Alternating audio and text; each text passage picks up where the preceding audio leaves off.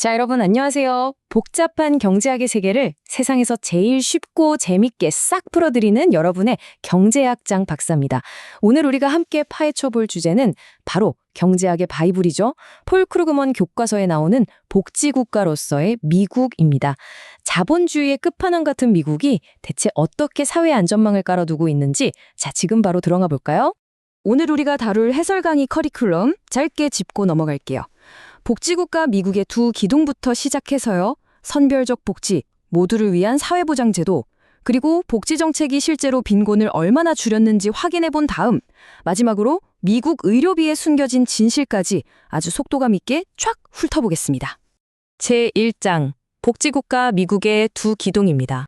경제학자들은 그 복잡다단한 복지정책들을 아주 명쾌하게 딱 두 가지 기준으로 나눕니다. 첫 번째는 누구를 도울 거냐예요. 소득이 적은 사람만 딱 골라서 돕는 자산조사형이 있고 조건 없이 그냥 다 주는 비자산조사형이 있죠. 두 번째는 어떻게 도울 거냐인데요.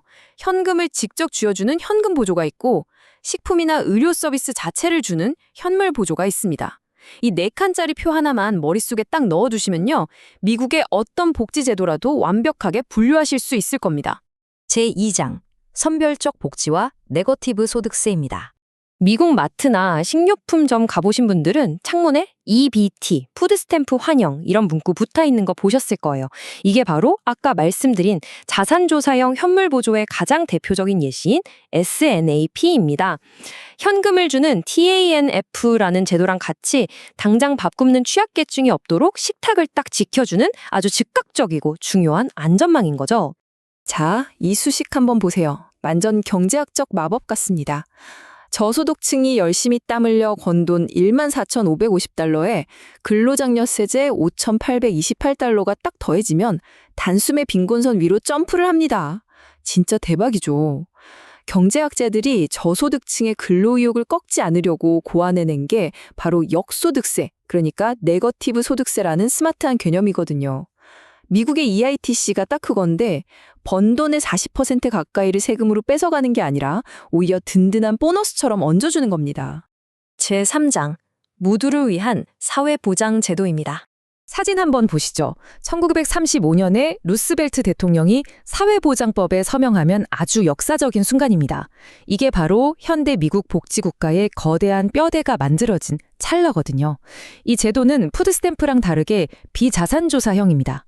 가난한지를 꼬치꼬치 따지지 않고 자격만 되면 은퇴자나 실업자 누구에게나 다 주는 미국 복지 퍼즐의 가장 큰 조각이라고 보시면 돼요. 근데 이 엄청난 예산이 어디서 나느냐?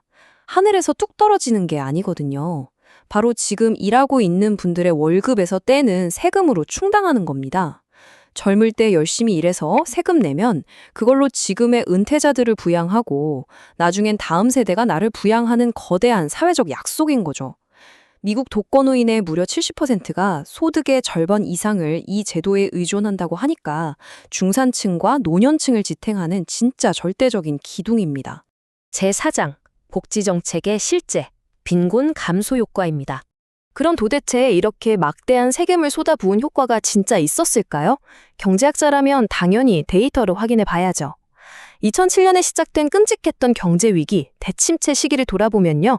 만약 정부의 복지지원금, 즉 이전 소득이 없었다면 빈곤율이 무려 4.5%포인트나 폭등했을 거라는 계산이 나옵니다. 완전 사회적 재난이죠. 근데 실제로는 어땠느냐? 정부 개입 덕분에 고작 0.5% 오르는 데 그쳤습니다. 4.5%짜리 거대한 빈곤의 쓰나미를 0.5%로 완벽하게 막아낸 겁니다. 복지제도가 진짜 얼마나 강력한 방파제 역할을 하는지 데이터가 극명하게 보여주고 있습니다. 마지막 제5장, 미국 의료비의 숨은 진실입니다. 미국 하면 맹장 수술 한 번에 수천만 원 깨진다. 다들 환자가 생돈 낸다고 생각하시잖아요? 그런데 이 파이 차트 한번 보세요. 진짜 놀라운 사실은 환자 주머니에서 직접 나간 돈은 전체 의료비의 12.3%밖에 안 됩니다. 그럼 나머지 88%는 다 누가 내느냐? 35.1%는 민간 보험회사가 내고 메디케어나 메디케이드 같은 정부 공공의료보험이 40% 가까이를 책임집니다. 겉보기엔 철저히 민간 시장에 맡겨진 것 같아도 실제로는 미국의 어마어마한 복지 예산과 정부 프로그램이 그 막대한 비용을 떠받치고 있다는 사실, 완전 반전이죠. 자, 숨가쁘게 달려온 오늘 해설 강의 핵심만 딱 요약해 드릴게요.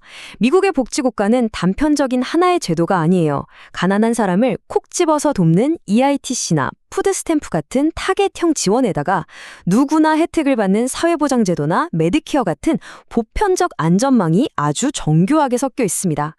대침체 때 보셨듯 빈곤율 폭등을 막아내는데 엄청난 역할을 했고, 우리가 오해했던 의료비 부담도 사실 보이지 않는 곳에서 크게 분담되고 있었죠. 근데 여기서 그냥 끝나면 경제학장 박사가 아니죠. 여러분께 진짜 깊고 도발적인 질문 하나 던져보겠습니다. 복지제도가 빈곤을 억제하는데 놀라운 효과가 있다는 건 방금 데이터로 보셨습니다. 하지만 이 거대한 시스템을 굴리려면 어쨌든 막대한 세금을 걷어나만 하잖아요. 세금이 많아지면 경제의 역동성, 즉 효율성은 떨어질 수밖에 없고요. 그렇다면 도대체 우리는 국가 경제가 쑥쑥 크는 효율성과 모두가 함께 잘 사는 평등 사이에서 어떻게 완벽한 균형점을 찾을 수 있을까요? 정답이 없는 아주 치열한 과제지만 오늘 배운 경제학적 프레임으로 여러분 스스로 꼭 한번 고민해 보시길 바라면서 오늘의 해설 강의는 여기서 마칠게요. 저는 다음 시간에 더 짜릿한 경제학 지식으로 돌아오겠습니다. 여러분 안녕!